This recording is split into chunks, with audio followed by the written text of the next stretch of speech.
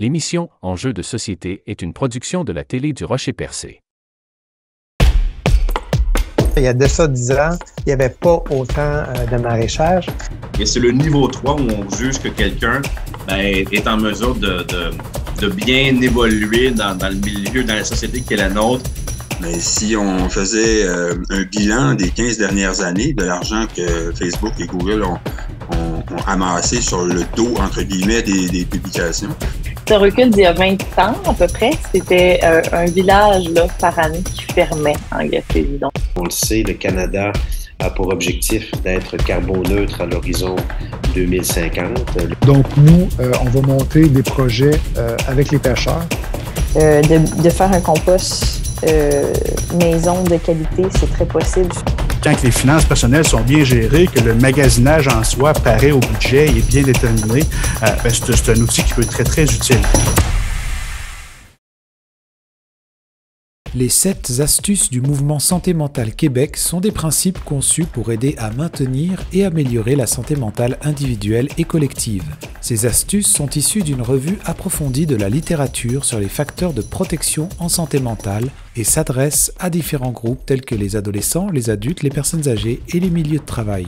Le mouvement Santé mentale Québec propose divers outils comme des fiches d'animation, des vidéos et des dépliants pour aider à comprendre et à mettre en pratique ces astuces. Ces ressources sont conçues pour être utilisées par différents groupes, y compris les enseignants, les travailleurs sociaux, les parents, les grands-parents, afin de favoriser une approche globale de la santé mentale tenant compte des aspects individuels, sociaux et structurels. Dans cette série en 7 épisodes, nous allons éplucher avec Kylian Gay les 7 astuces. Cette semaine, l'astuce ressentir. Cette astuce met l'accent sur l'importance d'être en contact avec nos émotions et de les comprendre. Alors moi, parce que j'ai quand même travaillé, j'ai essayé de bien travailler mon sujet avec tout ce que tu m'as envoyé, j'avais l'impression que l'astuce qui nous interpelle cette semaine, là, ce qui est ressentir, me semble être comme un peu... je sais que tu nous as dit la dernière fois que il n'y avait pas forcément d'ordre, mais je le voyais comme une certaine base, on dirait, comme un appui, comme celui déjà de ressentir nos émotions.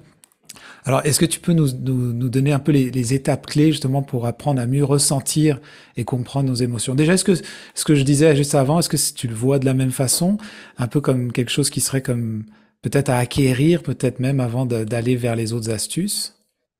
Oui, c'est vrai que techniquement, on passe 90% de notre temps d'éveil à ressentir des émotions.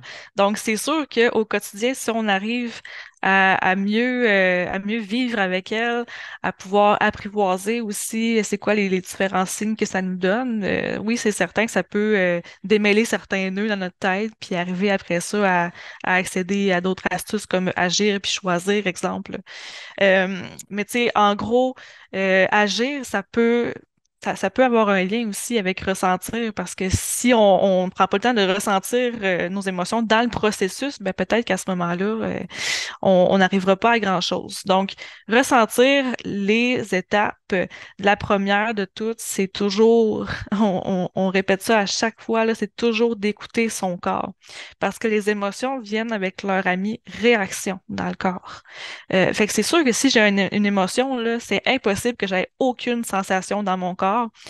Sauf si vraiment j'étouffe cette émotion-là le plus possible puis que je fais comme si c'était pas là. Mais c'est sûr qu'il y a une réaction dans le corps, là. Si j'ai de la colère en dedans de moi, ben même sans m'en rendre compte, des fois inconsciemment, ben je peux avoir plus de raideur dans le corps, je peux me sentir plus lourd, je peux avoir envie de me défouler parfois aussi.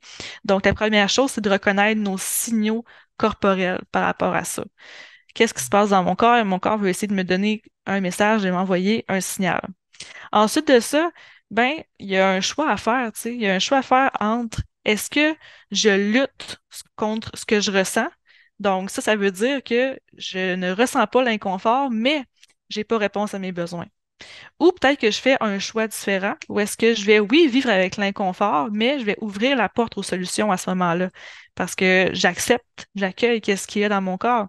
Et aussi, plus l'émotion est intense en dedans de moi, plus ça veut dire que l'événement ou la situation qui se passe est important aussi. Vient me chercher à quelque part. Il y a peut-être quelque chose au niveau de mes valeurs même qui a été touché. Donc, plus je vais réagir intensément, plus ça veut dire que je dois donner de l'attention à cette émotion-là parce qu'elle est grande puis elle essaie de m'envoyer un message de façon intense, justement. La troisième chose, c'est qu'on peut essayer d'identifier cette émotion-là. Puis souvent, c'est dur de mettre un mot sur ce qu'on ressent parce qu'on n'est peut-être pas habitué à ces sensations-là, on n'a peut-être pas encore fait le lien avec quel événement a causé cet état-là en dedans de moi. Fait identifier l'émotion, c'est quoi selon moi? C'est-tu de la tristesse, de la honte, de la colère? Ou je peux l'exprimer d'une autre façon? Est-ce que je me sens fatiguée? Est-ce que je me sens débordée? Je me sens mélangée? Ça peut être ça aussi.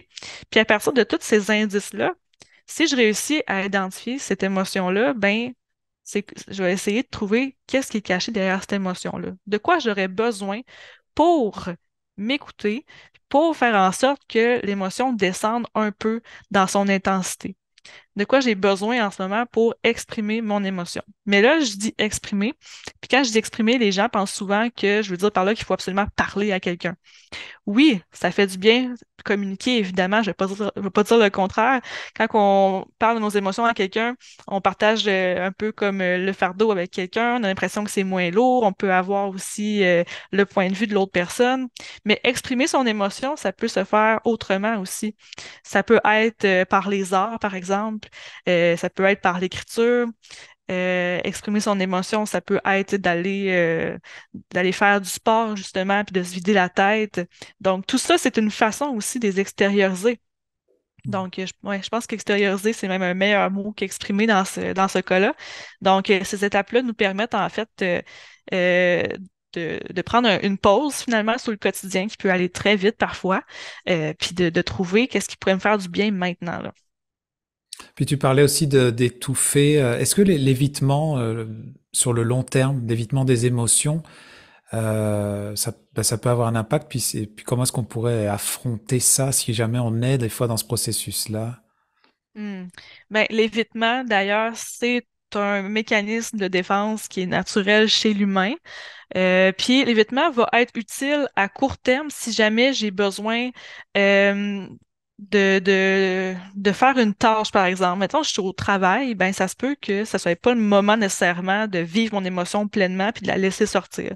Donc, ça se peut qu'à ce moment-là, je fasse de l'évitement, je continue ma journée comme si de rien n'était, ou en ce moment, j'ai pas d'énergie pour donner de l'attention à cette émotion-là. Exemple, fait que pendant un court moment, je vais décider de la laisser passer puis d'y revenir plus tard. Mais justement, l'important, c'est qu'on lui donne de l'espace puis du temps pour la comprendre éventuellement. Parce que l'évitement, ça peut être une bonne façon d'apprivoiser nos émotions, mais ça a vraiment une date de péremption, si je peux dire, là. Il y a un moment donné où est-ce que notre émotion, elle va se rendre compte que, hey, elle m'a pas écouté l'autre fois quand j'ai voulu porter mon message. Je vais recommencer juste à temps qu'on puisse l'accueillir puis qu'on puisse euh, lui ouvrir la porte finalement. Donc, quand on évite, qu'est-ce que ça fait dans le cerveau? C'est comme si je vous disais en ce moment, hey, pense surtout pas à un citron jaune. Pense pas à un citron jaune, pense pas à un citron jaune. Fait que ça fait exactement l'effet contraire sur notre cerveau. On y pense encore plus. Puis la deuxième chose aussi, quand on se dit de pas penser à quelque chose, là, c'est qu'on envoie comme message à notre cerveau qu'effectivement, il y a une menace ou un danger à ressentir ça. Fait qu'on vient de confirmer à notre corps que, eh mon Dieu, les émotions, c'est pas bon, puis il faut pas que je ressente, puis il faut absolument que j'évite ça. Donc, on vient renforcer cette croyance-là. Puis pour sortir justement de l'évitement, pourquoi est-ce qu'on évite l'émotion, en fait? C'est la question qu'il faut se poser. Pourquoi est-ce que toi, tu te permets pas de les vivre? C'est quoi le but dans l'évitement? Est-ce que c'est parce J'imagine que qu'on les doit avoir sensations... peur. Enfin, j'essaie de répondre comme ça rapidement à cette question, mais j'imagine qu'on Oui, doit avoir peur. Tu parlais tout à l'heure de ça crée une sensation physique dans le corps. Des fois, c'est des oui, sensations qui sont désagréables. Puis oui. souvent, c'est ça qu'on essaye de fuir, j'imagine. En effet. Donc, ça peut être une des raisons. Je me sens tellement inconfortable. J'ai l'impression de perdre le contrôle. Je sais pas quoi faire pour me sentir mieux par la suite. Fait que j'aime mieux pas m'embarquer là-dedans. Il y a ça. Il y a aussi le fait que peut-être que dans mon enfance, dans mon éducation, on m'a appris que les émotions, la vulnérabilité, c'est un signe de faiblesse. Si on vous a dit quand vous étiez jeune, un homme, ça pleure pas, ou pleure pas pour ça, franchement, puis qu'on a peut-être même ridiculisé vos émotions, qu'on vous a demandé de pas les montrer, de ne surtout pas être vulnérable, ben peut-être qu'aujourd'hui, vous avez encore ce réflexe-là de vous dire comme ben j'ai honte de mes émotions, je devrais pas ressentir ça, je dois les cacher à tout prix, etc. Donc c'est peut-être une raison aussi pourquoi qu'on fait de l'évitement pour éviter de ressentir, là. Et je sais pas si est-ce qu'il y a une différence entre ressentir une émotion et être submergé par elle. Genre, est-ce que des fois on est submergé par une émotion et peut-être que c'est là justement qu'on arrive peut-être moins à contrôler, mais est-ce qu'on est quand même dans le ressenti? Est-ce que comment est-ce qu'on peut maintenir un équilibre justement? Est-ce qu'il faut, tu sais, je comprends l'idée qu'il ne faut pas éviter l'émotion, mais est-ce qu'on est quand on est dans le mode ressenti, c'est parce on voudrait peut-être la contrôler? Ou c'est peut-être ça qu'il faut éviter? Ben, en fait, dans l'intensité de l'émotion, ça va toujours dépendre de ça va être quoi mon comportement par la suite. Tu sais, une émotion qui est ressentie, peu importe l'intensité, elle est légitime. Puis parfois, ça, c'est parce qu'on va nourrir le côté de l'émotion qui va nous amener à avoir des comportements un peu plus inadéquats. Tu sais, si moi, quand je suis en colère, ben, je me laisse exploser, puis j'insulte les gens autour de moi, je vais bourrasser, je vais devenir plus agressive ou peu importe, là, ben, c'est à ce moment-là qu'il faut se questionner que oui, j'ai le droit d'être en colère à ce point-là, mais qu'est-ce que je dois faire avec ça? Tu sais, c'est toujours du ressentir, mais c'est peut-être pas une bonne façon de l'extérioriser, c'est peut-être pas une bonne façon euh, d'essayer de faire comprendre notre besoin finalement aux autres, là. En fait, j'imagine que c'est la connaissance de soi, j'imagine, en fait, basée un peu sur l'auto-observation et des choses comme ça, qui nous permet peut-être d'avancer petit à petit. Parce que dans le fond, il faudrait avoir conscience des émotions. Pour en avoir conscience, il faut les connaître, peut-être même se renseigner sur c'est quoi telle émotion, quel impact. Est-ce que en faisant un peu de travail, on va dire de s'instruire là-dedans peut nous aider justement en ayant plus de conscience des émotions en général, d'aller vers une meilleure connaissance de soi. Ben, c'est sûr que mieux se connaître, ça va aider énormément à plus se comprendre parce que, exemple, nous, dans certains groupes, on propose des exercices du genre la lecture du vécu intérieur ou le journal des émotions. Fait que, exemple, moi, à chaque fois que je ressens quelque chose dans mon corps, ben là, j'écris. C'est quoi cette sensation dans mon corps? Qu'est-ce que ça me fait finalement? C'est quoi les pensées qui sont là aussi? Ensuite, ben, je vais essayer d'identifier cette émotion-là. Fait que là, peu à peu, ben, je peux faire des liens finalement entre, ben, quand que je ressens ça, souvent c'est parce que j'ai de la peine ou souvent c'est parce que quelque chose me fâchait ou peu importe. Puis après ça, à force d'avoir relié aussi cette émotion-là à certains événements, exemple, moi, je réagis toujours plus fortement quand j'ai des conflits ou ça a toujours rapport avec mes relations avec les autres. Ben là, je peux me connaître plus là-dedans puis me dire, hey, moi, il faut que je fasse attention parce que je sais que j'ai tendance à ressentir plus d'anxiété vis-à-vis mes relations. Je suis plus sensible aussi quand les autres me donnent des commentaires, etc. Donc, oui, se connaître là-dedans, c'est important parce que chaque personne va réagir différemment aux émotions, finalement. D'accord. Donc en fait, j'imagine que la reconnaissance et l'expression, parce que quand j'imagine, bah, on le vit tous un peu sous différentes formes, comme tu dis, différents niveaux, mais laisser l'expression des émotions, ce que je comprends, c'est que ça devient crucial pour les relations interpersonnelles, la communication, tout ça. Mais est-ce que, pour moi, l'idée de laisser s'exprimer une émotion, est-ce que c'est quelque chose qu'on dit, tiens, je ressens quelque chose, je vais aller m'isoler parce que je vais essayer d'être dans ma bulle pour le faire, ou est-ce que on lâche ça comme là on est au travail, on fait ci, on le fait de cette façon-là. Est-ce que c'est mieux de l'exprimer sur le moment? Tu sais, j'essaie de voir un peu les chemins qu'on peut prendre justement pour être dans cette expression-là de l'émotion, puis après ça être aussi dans le ressenti de ça. Ben, si le contexte nous le permet de l'exprimer sur le moment, ou si le moyen qu'on a choisi pour l'exprimer se concorde bien aussi avec le contexte, comme par exemple, je suis au travail, puis j'ai décidé de faire descendre mon émotion de colère en ayant validé avec un collègue quelque chose qui me dit ou qui s'est passé, ben là, peut-être que je suis mieux justement de le faire le plus vite possible pour éviter de m'emballer dans mes interprétations. Fait que si ma colère monte parce que je la nourris par des pensées qui finalement, ça n'a aucun rapport parce que mon collègue a juste été maladroit ou que j'ai mal interprété sa parole, mais là, oui, ça va être pertinent de le faire sur le moment. Mais parfois, quand il y a quelque chose qui bouille en dedans puis que c'est plus personnel, qu'on n'a pas nécessairement envie d'en parler, par exemple au travail, ben ça va être d'attendre en fin de journée, finalement, peut-être pour aller prendre une marche pour réfléchir, peut-être pour aller parler à quelqu'un en qui on a confiance puis qu'on sait que ça nous fait du bien quand on lui parle. Donc, c'est pas nécessairement crucial de le faire dans le moment présent, mais de s'assurer de garder un moment pour écouter cette émotion-là, là. Je vois ça un peu comme c'est une gestion émotionnelle, un peu comme on gère peut-être des aspects dans notre travail ou dans notre vie quotidienne, bien gérer les choses pour essayer d'être dans un certain équilibre. Est-ce que cette gestion, est-ce que ça peut être déjà vu comme une gestion émotionnelle? Est-ce que il y a un lien entre une bonne santé mentale, la santé mentale positive et puis bien gérer ses émotions?